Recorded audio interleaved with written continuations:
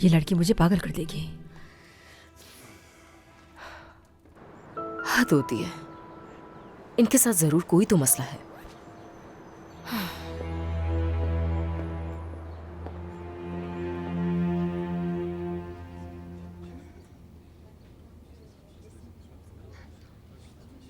ज्यादा इंतजार तो नहीं करवाया?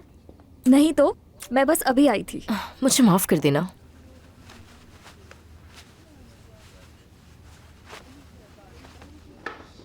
अच्छा, भूख लगी है तुम्हें?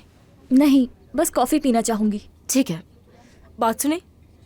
जी फरमाइए मैम। एक काम करें, 2 टर्किश कॉफीज ले आए और साथ में एक चॉकलेट केक ले आइएगा, 2 सर्विंग्स के साथ। अभी लाता हूँ। तुम्हें चॉकलेट केक बचपन से ही पसंद है, मुझे मालूम है नसरीन। हाँ, बास चीजें कभी नहीं बदलती, जैसे हम दोनों की दोस्ती।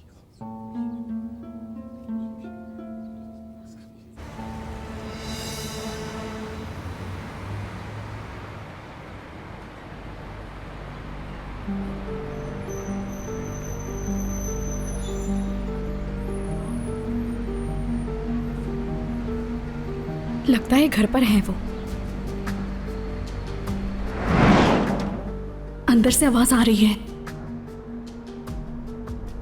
मुझे पूरा यकीन है कि अंदर कोई है, लेकिन दरवाजा बंद है। आवाज तो मुझे भी आ रही है तुबा।